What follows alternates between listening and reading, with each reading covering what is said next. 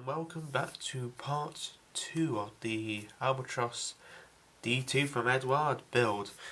So what we're going to do is we're going to start off on where we left off, which is the fuselage. Now I have to say it was a bit of a tight fit to get everything together, guys, especially parts here and there were absolute mayhem because of the bulkhead at the back here is just a bit too big really for the kit, but a bit of tension using clamps and vices and God knows what, we've managed to get everything sanded down, everything's ready for the part. But across here is my fault. I kind of got cut the blades and a bit more plastic. I've just dug a ledge in the side here when we cut the fuselage sides out, so a tiny amount of filler would be needed there, and that'll be it. So the first thing we're going to do is we're going to put the lower wing section on, because we can't do the woodwork until we can get this lower wing in, which is next part. And while we're at it, we're going to do the other wood sections, which is the tail fin and this bottom piece along there. So we're going to do that now, and just going to cut all the pieces off. We're going to start with the bottom wing here. It's actually a very nice moulded piece, I give it that. You know, you've got the tension of the the framework in there. Just clamp that off. Now I see the woodwork inside fits like that, so in a way it'd be easier to hold when drying and stuff like that can happen. Let's go trim that off there. Little tiny parts to cut out basically. Just very gently like so. Around the edges here.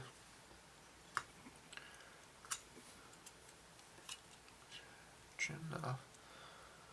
That was a bit too much, that was just there. And then trim this bits off here. And finally this little bit off here. So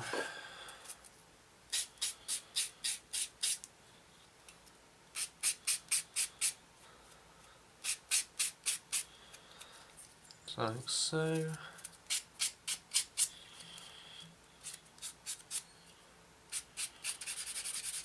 Sand the sides roughly. I'm using a sanding sponge actually to do this with.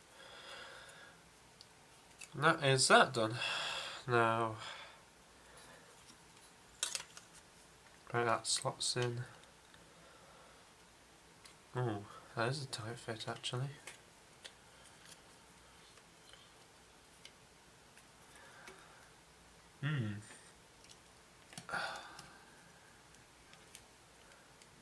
That is actually a really tight fit. Are you sure Eduard made this kit or what? No, that's not a go in. Oh.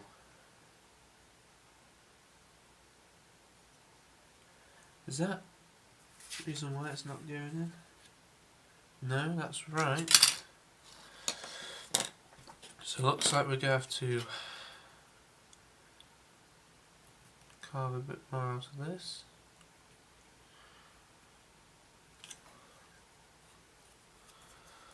Like so.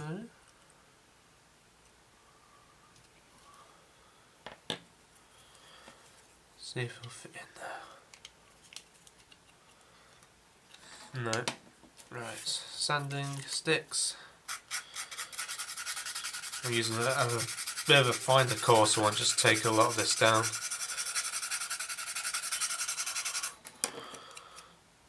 Like so, see if that fits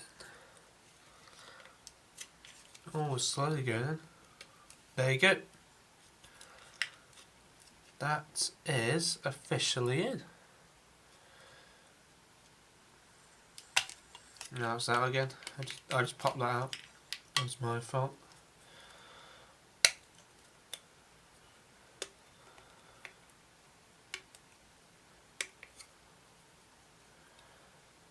Oh, Okay, so that's unexpected. So I'm just going to put some glue on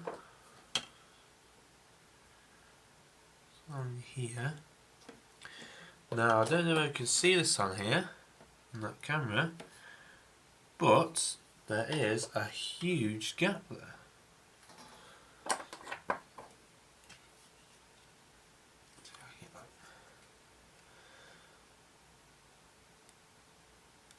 That could have been where I did it with the blade, just get everything in. This part needs raised up a bit on the front here. Just gently press down the front here. And that is level at the front, that is level. But that is really the only problem. Got this now bit gap again. I don't know whether it was from me or what, but we now have a huge gap in the wings. Great. So more filler required now. Just gonna put some glue on the inside there, just getting a bit tight there. Great, me and my modelling skills are just worthless, aren't we? So that's the main lower wing on. Now the final part of building so far have to be this tail part. B8, this part, and B5, which is here. There.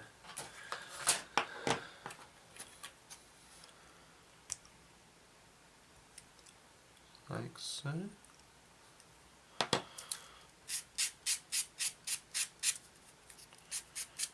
Like that. Just trim that down. And where was this piece attached? Oh no, that'll be alright. My modelling skills are just absolute poor at the minute, aren't they, guys? I've just made a massive hole in the fuselage. Now I've made a massive hole in the underneath the. I can't screw anything else up, can I? Please don't say that. I'm just gonna. Like that. Just make sure that's level and in place, like so. And at the back here, if you hear the whistle in the background, you know it is.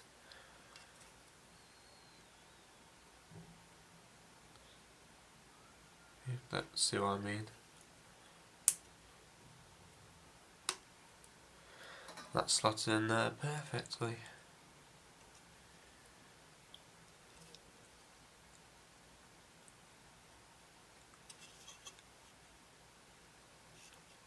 That is really everything in place, really. Tail wheels in there.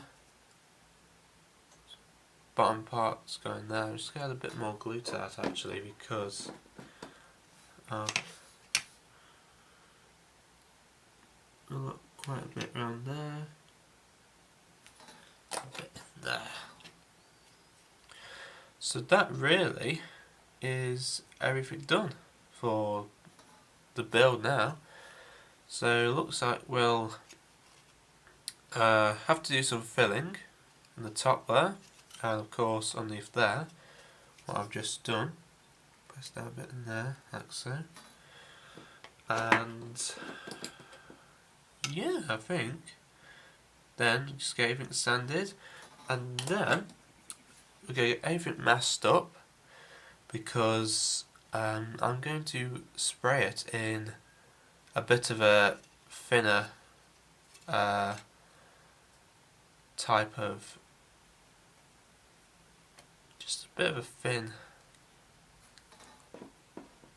white, basically. I can't figure the word, so I was distracted then again.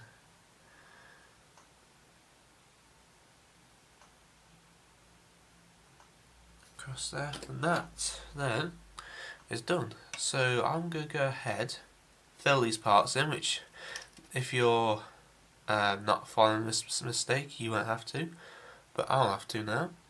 and then I'll mask everything up, which I'll show you, and we'll spray it white then, so then we can get a better coat of the paint, if you get what I mean. So with that, I'll see you I'll see you in about a second, but I'll see you about in a couple of minutes' time. Okay, so here's the big one, guys. We're going to do the wood grain texture on this beautiful Albatros. Now, I have to point a few things out. I've gone along and sanded some areas, sanded a bit there. A bit of grit got there, so I'll scrape that off. And I've rescribed a bit of the woodwork with some tools. I have to say, it looks really, really good. Now, for this wood grain technique, it depends what colour you're actually doing this. Because my Albatros was an early war aircraft, I'm going to do mine in light orch colour. Whereabouts did I put it? There it is.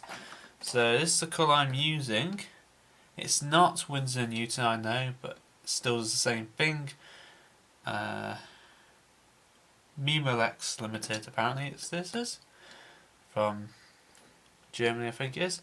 And I put a bit of paper, some oil paint here. Now, a little technique with oil paint, if you're starting this, it's always best to put it on cardboard or a bit of tissue paper like this, because the linseed oil in the paint itself allows it to dry for a longer period of time. Whereas if you put it on here, on this bit of paper, you can actually draw, well, it actually just draws the linseed oil out. So this has been on here for half an hour now. As you can see, some of the thin stuff is starting to dry. But that's because it's drawing out the linseed. If it's on a model like this, on a flat surface that's plastic or metal, it won't absorb. So you've got to just do some things, do your homework and look out for a few stuff. So anyway, that's the linseed oil. Another thing now is the brush. Now I'm using a very thin, unused brush that I don't use anymore. It's an old brush, so it has a end like that, and that's how we're going to achieve the model. So there's that, and also, last but not least, we're using some white spirit. I'm using some Wilco's low odour white spirit. Now I have to warn you, if you're using white spirit, do not pour this down your drain because it is an environmental hazard. Also, I'm using a low odour because this stuff can get very, very smelly and it causes you headaches. It basically gets you high, and it is just absolutely horrible to smell in. So I'm using the low odour ones. If you're used to this stuff, then you're alright. But for new people like myself, like I found out a couple of days ago, and a few people I know, we got a bit of headache from this. Oh, why has someone stopped messaging me? Sorry. Anyway, store in a well ventilated place, keep cool, store locked up away from sparks, open flames, ignorance, no smoking, use it only. Alright, okay. Avoid breathing vapours. If on skin, wash plenty of soap water. Yeah. Dispose of contents to hazardous waste collection point. That's your local tip. So I'm not going to pour this into any jars. I'm going to keep this in the bottle so we know exactly where this stuff is going. Do not mix up with your water whatever you do, because you will go to hospital. That is the health and safety out of the way. So we're going to start with this model, and here's what we're going to do. We've got our white spirit here. It's got a child safety lock on, so I'm just going to take that off. Now, I would be saying, if you're new to this, wear a mask. But as I'm kind of used to it and it's low odour, we should be alright. Well, I should be alright anyway. So just going to take some white spirit, just a touch on the end of the brush there. I'm just going to thin it down just a touch, like so. Now I'm going to start from the back here. Just going to show you what it can do.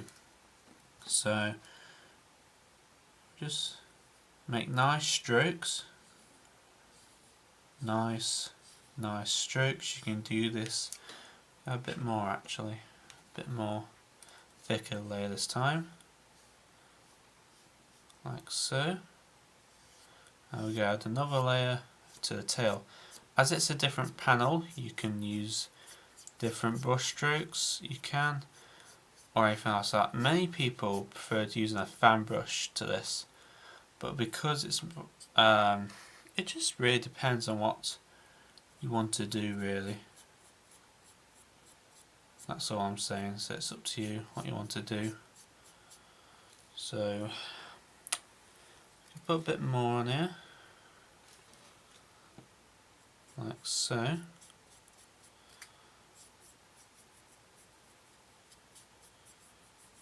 I'm just going to make some nice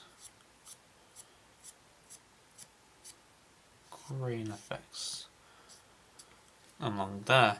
So as you can see, it's made a nice wood grain effect. And tell you what I'm going to do, I'm just going to add a bit of thinner, well thinner, this white spirit. I'm just going to go over the top. I think that was a bit too much there. Yeah, it was a bit too much, that was. Apologies. Just dab this on.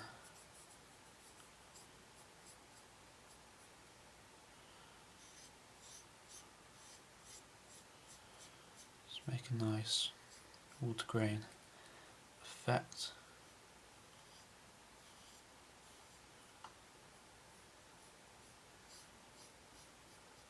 Like so. That is really your wood grain done. I don't really see on there, but this will take some days to dry, even weeks, depending on the layer thickness you put on your wooden panel. You can do this way, or you can do the UG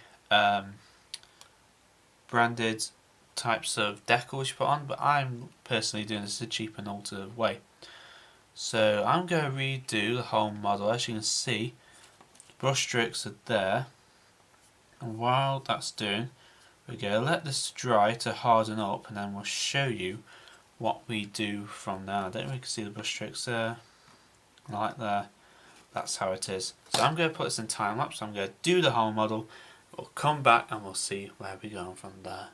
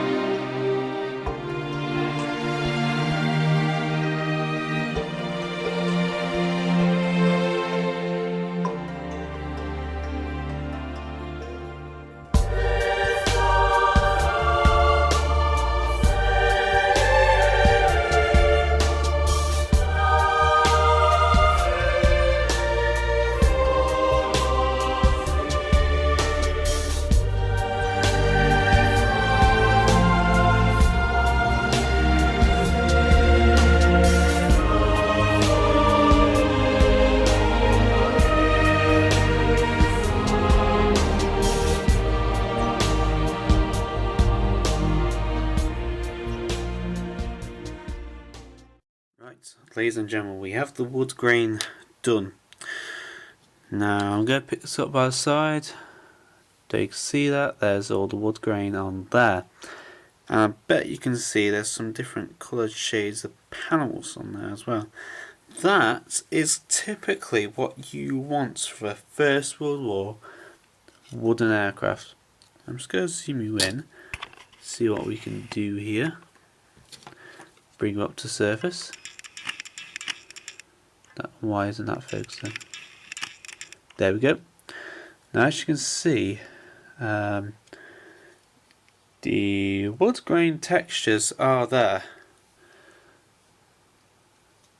Also, I think I just put my finger on there. So if you get your finger on it, just take your brush and you just wipe across. See, that's the thing with oil paint, it takes ages to dry. See that bump there where I shaded a bit too much? Here on the tail fin, on the sides, on the front there. You have to do everything on there, and you have to do it now basically, because this will take a while to dry. No word of a lie, it'll take a while. This is what you have to do basically. Now, once you put it on and you let it dry for a couple of minutes, you then can go over with your brush and start making some nice powders. I'm just going to put it back again. Sorry. That's better. Sorry about that. Now I'm going to sit down, and this is what you have to do, kind of. Just take your brush and you make some grain effect, just like that. Make sure it doesn't build up on the end. Oh, that was lucky. And this is what we have to do. Smooth out as thin as you possibly can. Put on too thick, it'll take too long to dry. Put on too little, it'll ruin it. So this is what we do basically. Along here as well, there you can see on the side here. Take the wood grain and go with the flow. Now, what I call wood grain, it goes with a flow. So that means you can. I've just stuck my arm in paint across there, as you can see. Great. That's one thing I have to talk about. If you do get on your arm, should eventually. Here we have the Albatros, where we once left off and painted it. Now, as you can see, it's had a lot done to it, really. Telling this truth, guys, it has. I've done quite a bit to it. Thing is, I've let this dry for perhaps maybe about a month now, I'll tell you the truth. Actually, not tell a lie, just under that, about 3 weeks I've let that dry. I haven't touched it because I've been doing other things, hanging out with friends and of course other people I know. So I've let it dry, I've been focusing on other things as well. And I have to say, I didn't enjoy this part at the front here, the nose cowling at the front here. My own stupid fault really, so don't mess this up. Basically it was said to paint it in RLM 02 grey, so naturally I got my 02 grey, which is this colour, and it's supposed to be that colour, which is for the cockpits, for the 109 stuff like that. I've used this ever since, and I think I have to go and get some more, because when it came out, instead of a green colour, it came out grey. And I mean, not as in like a grey like this colour, I mean a dark grey it came out of. I don't know what's up with it. It's supposed to come out that colour, but instead it came out a different colour, so I think I have to go and get some new one of that. So I had to leave it to dry, and then I found this, the grey green XF76. Now I'm not sure if this would actually work better than that, but I do not know. Anyway, I coated it with this. Bad thing is though, I put on a bit too thick, so I had to sand it down again and repainted it again whatsoever, and thus taking out a bit of detail on this thing here. So I'm going to have to use some photo etch pieces that originally go on the bottom here to go on there. Well, I'll do that later anyway when we get to the photo etch parts on the engines and stuff, machine guns and stuff like that. So I painted the inside. I didn't enjoy painting that. It went rough. I don't like using Tamiya paints when brush painting. But after that, I let it dry and I've rescribed the whole lot basically to give it a bit more detail inside I don't really see. But what we're going to do Now, oh, another thing, I painted around here the leather, you know, that dark brown colour. I've also varnished over the top the woodwork, so it should be all okay. What I'm going to do is we're going to paint everything, and then we're going to give it another varnish. I mean the whole lot over, the whole varnish, and then we'll put the decals on and see how it goes. But for now we're going to be painting the wing surface, which I have cut out the top wing as well. They give you two sets in this kit, one with a radiator on the top and one without. I prefer the one without. Sorry guys. Another thing is I haven't cut out the tail wheel yet, but that's there. But it's all beautiful detail. I absolutely love it. So that the colours what I'm going to be using is, let me get them out, is these colours. I'm not sure about that colour really. I think I might change it for that one, but hey ho. Just have a quick look. I think that'll do alright. Basically it's going to be, you've got a red brown, you've got a dark green which I'll use for my RAF, which I'm going to do, and then you have a light green which I'm either going to use the 739 or the 226 really. I'm not sure. Anyway, I prefer that colour more than that's really for getting the actual colours right. But that's really the colour, so I'm going to go and paint everything. And so the colours you're going to do, you have to be careful which one, they're not all the same camouflage over the top, so make sure you got the one you want on, so that's the importance. So I'm going to go away and do this.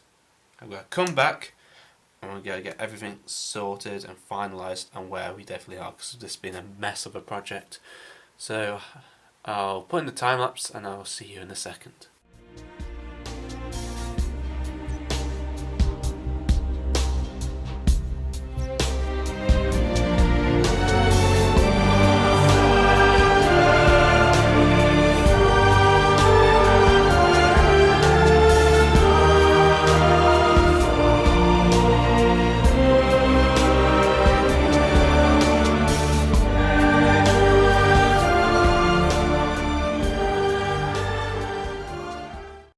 As you can see, I've progressed a bit with the Albatros.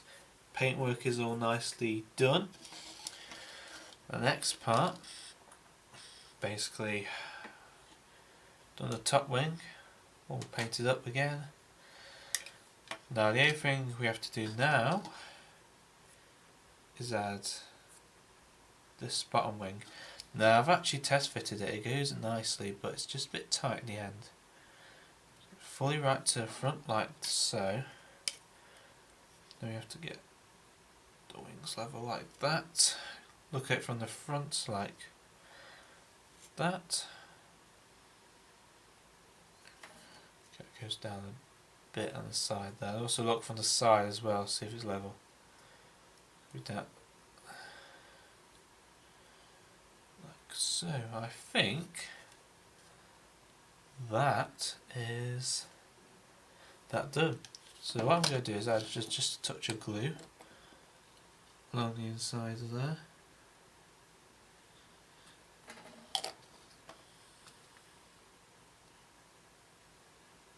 Like so. On that side. And on that side.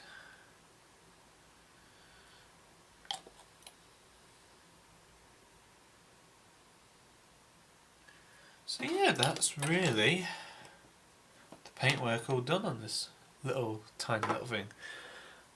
So what I'm going to do now is we're going to end this episode, and I'm going to go away and varnish the whole lot again. I've already varnished the actual woodwork, but I'm going to give that another coat of varnish. I'm going to give all the